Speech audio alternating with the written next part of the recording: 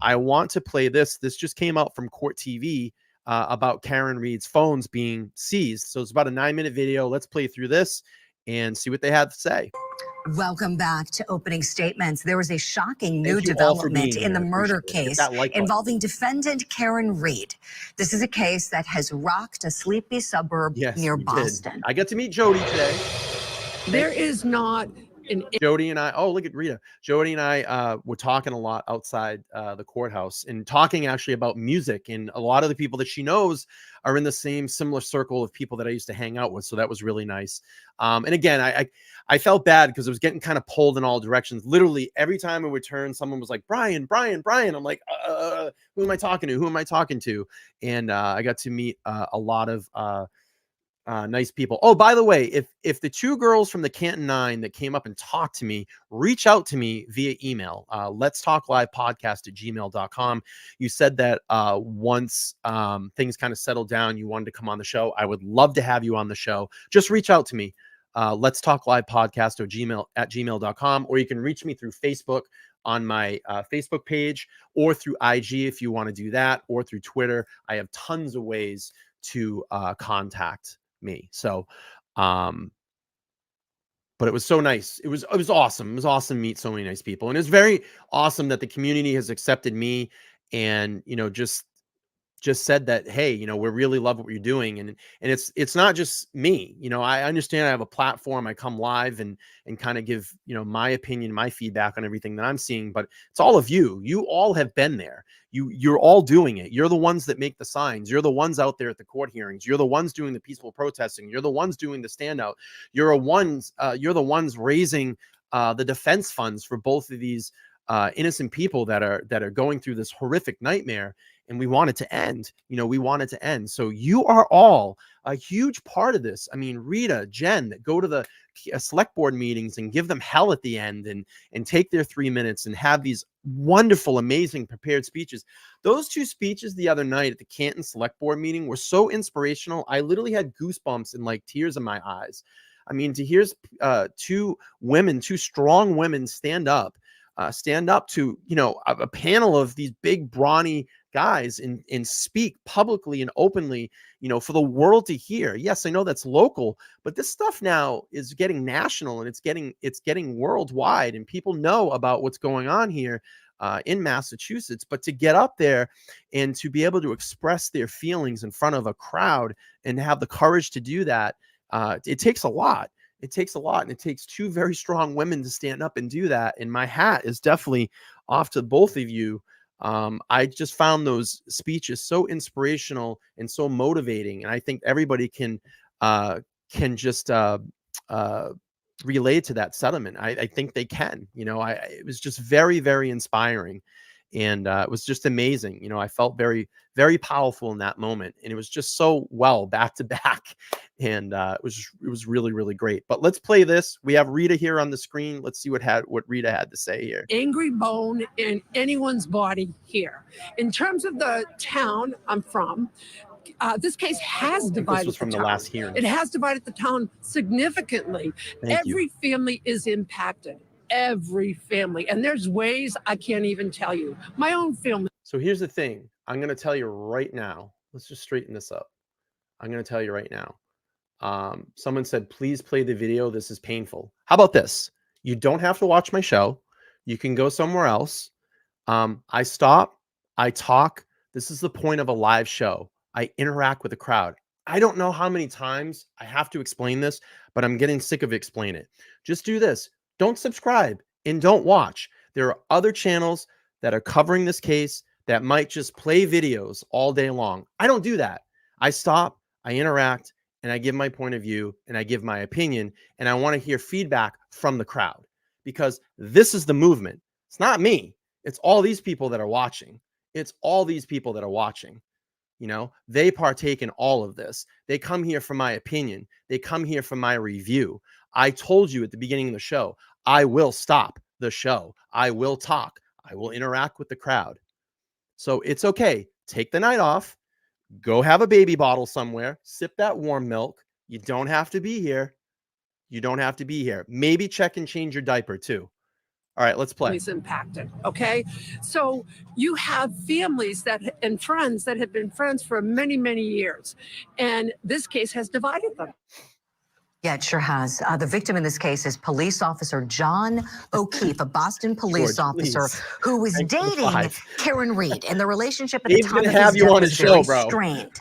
Now, on Wednesday, state police seized 2 phones belonging to Karen Reed, and this is in connection to an ongoing investigation into witness intimidation. Now, this probe is being conducted by a special prosecutor who was referred to this case by the Norfolk County District Attorney's Office. The DA there, Michael Morrissey, we've seen him front and center at this prosecution of Karen Reed for the death of John O'Keefe. And we've also heard a lot about that blogger, Aidan Kearney, better known as Turtle Boy. This is him. He's come on Court TV. He's a huge supporter of Reed's defense team. And he was indicted. You know, this is part of this investigation that's running parallel by the special prosecutor, indicted in December for witness intimidation. Prosecutors are alleging that Turtle Boy bullied a witness who was set to testify in front of a grand jury. Now, these phones are reportedly not connected to the murder case. So understand that. They're not part of the homicide case involving victim John O'Keefe, that police officer who lost his life. But we're wondering, how might the seizure of these phones affect the trial that's coming up in that case? I mean, we are weeks away from this trial. Let's bring in our guests. I have a tremendous power panel. My goodness, look who's joining us this morning. Attorney and law professor Dante Mills is with us. Criminal defense attorney and former prosecutor Michael J. Brown with us as well. And the state attorney in Palm Beach County, Florida, Dave Ehrenberg. Wonderful to see you all this morning. Oh boy, how is this going to affect the trial coming up? Dante Mills, may I start with you, please, Professor? Yes, good morning, Julie. You know, I love talking about controlling the narrative. I think the defense team has done a fantastic job in this situation. I think what you're looking at is really when politicians, for example, run for office, a lot of them don't want the attack ads to come directly from their campaign. So what they'll do is they'll have super PACs run the attack ad, but of course it's in coordination. I think it's the same thing here. The defense team didn't want to be out front with the bullhorn, but they found somebody who was willing to do it, who believed in the cause, so they coordinated with them. I do believe Karen Reed was having conversations. Now, where does this clown have the information that Aidan coordinated with Karen Reed? How could you go on national TV and say that without any proof? And if I was Turtle Boy, when I get out, I'd start taking lock and stock on all these people that said that, because when he's free and clear, I'd be knocking and running some papers and saying, you know what, sir, I think I'm going to see you in court. Conversations with him, that has to be the probe, and why they took the phones to see what the communication was. But she was probably putting a battery in Turtle Boy's back, saying, yes, this is absolutely true. And if you want to talk about it. Do you think that Karen Reed would be so dumb to do anything to jeopardize her case? Do you think that Karen Reed would be doing anything like this gentleman here is trying to say, where she's facing second-degree murder and manslaughter and possibly could go away for a very long time? Do you think that she would do that? She's an incredibly intelligent woman. I mean, come on. She wouldn't jeopardize that at all. At all. Feel free. You have my authority or my blessing to do so. But I think it works very well for the prosecution and gives people something to talk about, which will cause doubt in her murder case, and it's worth the risk. Dante, I appreciate what you're saying. Thank you for all of that. Michael J. Brown, to you next, please. How might this affect the trial? Good morning, Julie. The concern I have from a defense standpoint is, you know, when the prosecution goes forward and now makes these claims or allegations that she may be involved in some witness tampering or intimidation, if she chooses to take the stand, the judge may have to make a ruling of whether or not the prosecution can inquire about that. And that's a really damaging and damning piece of evidence if it gets out before the jury that she, in fact, in some way tried to prevent certain witnesses from testifying truthfully against her. It's just a bad look for the defense, and it could be very damaging. Yeah, appreciate that. A great point as well. Last but certainly not least, Dave Ehrenberg, want to get your take on all this, please. Well, I agree with everything that's been said already, Julie. I think the power for prosecutors of a witness intimidation claim is that it's twofold. First, it's its own crime, but also it shows consciousness of guilt. Of course, why would you try to intimidate witnesses unless you knew you were guilty? What do you have to hide? So it's powerful in front of the jury if that can get out. And that's why the seizure of the phones could be important evidence, no matter what the blogger says outside the courthouse. Right. No, appreciate it, Dave.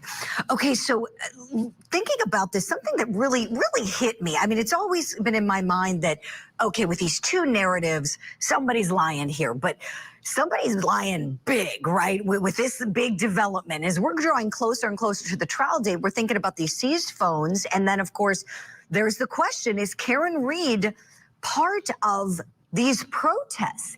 Is this a paid mob?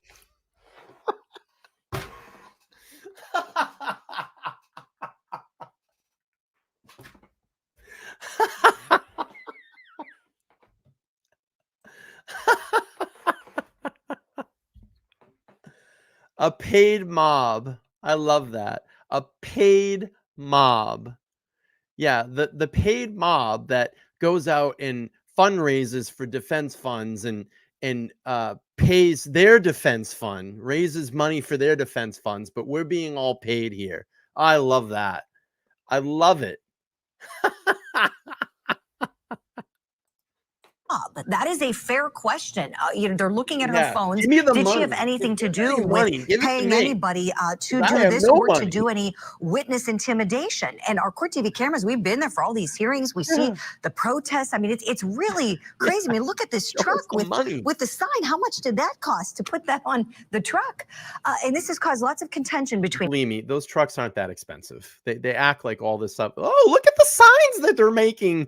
They made those signs with the $5 what is it, poster paper from CVS. That must have cost a lot of money.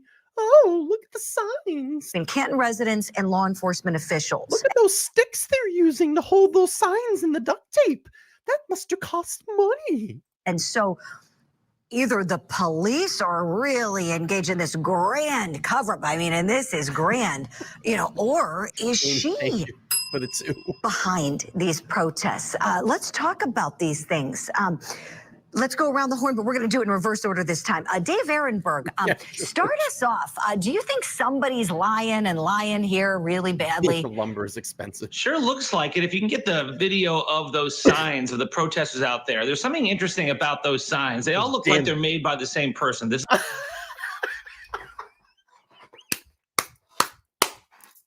is the best video that I've ever reviewed. This is the best video that I've ever watched. This is the video. I tell you, this is the video. Did you see? That's all made by the same person. That's gonna be Karen Read's defense team. They're handing out signs. This doesn't look like some spontaneous outbreak of a concerned citizen. Look at those signs. Look at the font. Look at the print. It looks like they're made by the same company, the printer, the person, and the people out there. I wonder if they've been paid. I wonder if they're part of an organized group. This is what happens when you have a defendant with means or with support in the community. You can get... Dude, bro, we're a bunch of grassroots people, okay, that believe in a cause, that believe in a very innocent woman. Okay, that's all it is, bro. There's no conspiracy, bro. Bro, this guy needs a tinfoil hat. I should have worn. Oh, that's what I should go. Hang on. I need my tinfoil hat. Hang on one second. I need tinfoil hat. Hang on. I got to finish this segment. It's not a good one, but it'll work. It's my horrible tinfoil hat. I needed the tinfoil hat to channel the Free Karen Reed movement. Oh, no, no, no, no, no, no. Oh, no, no, no, no, no, no. Oh, no, no, no, no, no, no. Oh, it just hit me. Okay, I'm in it. I'm in it now. Oh, no, no, no, no, no, no, no. Oh, no, no, no, no, no. All right. I'm getting the power of the gods. Oh, God. I can feel the power. All right, here we go. Let's finish the segment. I'm channeled in. Make signs. Protest. Okay, here we go. Get this PR war has been already said. They control the narrative. And because prosecutors are elected in their communities, people think, defendants think they can intimidate prosecutors by a show of political force, by a show of protest. But in the end, we just follow the evidence and are supposed to do justice regardless of what the polls say. That's the truth, Dave. You are right. And I would love to hear, all of your answers on this. How, throughout all your years of experience, all of you trying cases, at criminal courthouses, have you ever seen a mob like this? I mean, there's so many court dates. It's hard to get victims to show up. I remember being a prosecutor, it's hard to get your witnesses all together, and yet you got these people taking off work to be there. I mean, it definitely raises questions. Dante Mills, I see with a big smile there. Let me go to. It's so crazy that people would stand for justice in their communities. I've never seen anything like it before. I know it's so terrible that we take time off and believe in justice and believe in innocence and that people that are innocent shouldn't be going to jail. That speaks volumes about all of you that believe in the First Amendment right and believe that when something is wrong in your community, that you stand up for it. That's pretty amazing that you would take time out of your workday, out of your life to go and represent that. There is no shame in doing that. Absolutely zero shame in doing that. Don't let these type of people in the mainstream media beat you down. Keep doing what you're doing. You're all amazing people. Screw this shit. Don't listen to this crap. I need a better tinfoil hat. This is awful. This is a bad tinfoil hat.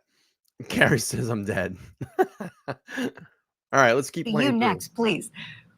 Yes, I agree 100%. I do think that there's a part of this that's put together, but I think it's the right thing to do for her defense team. Again, I have to keep going back to controlling the narrative. They're doing a fantastic job. As we heard in the clip, the woman talking about this case is impacting every single person in that county. When has that ever happened? But it is. God, it's crazy. And I know that we keep talking about the charge of witness intimidation, but that's just an allegation. I'm sure Turtle Boy is saying, I never intimidated a witness. I just was convincing them to tell the truth. I'm impassioned about this case, and I was reaching out to people and encouraging them to tell the truth. And I think that this is working for the defense. The prosecution is behind the 8 ball going into a case where they have to prove it beyond a reasonable doubt, where people in the community already think that something nefarious is going on and some cover up may be happening. Appreciate it, Dante. Yeah, I'm sure when her attorneys get a chance to speak, perhaps today about it, we've been reaching out to them after the news broke last night. Surely they're going to say, well, this is a continuation of the narrative we've already put out there. Wait.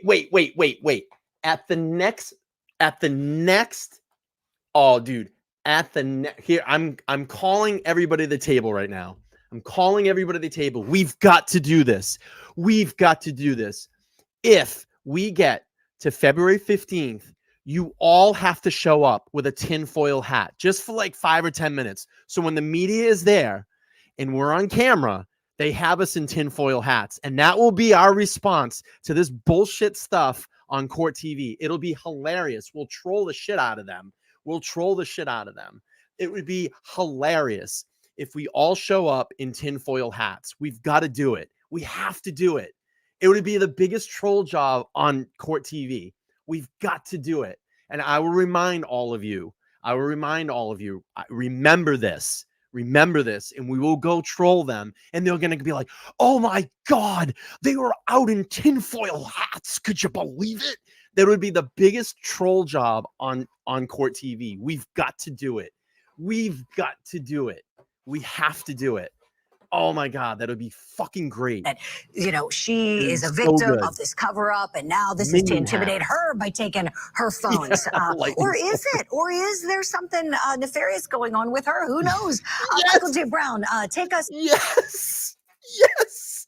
Holding signs that say we're being paid for this. Yes. It'll be so good. We've got to wear like matching tinfoil hats.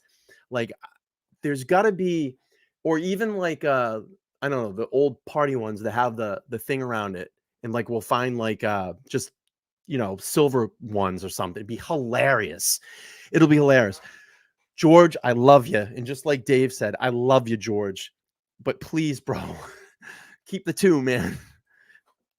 Carrie says I can't breathe. Oh my fucking God, thank you so much for the 10. I appreciate it. Oh my God, we have to wear tinfoil hats. It is a must, just for like 5 or 10 minutes when court TV shows up and they're like, oh my God, they're all wearing tinfoil hats. It's a conspiracy.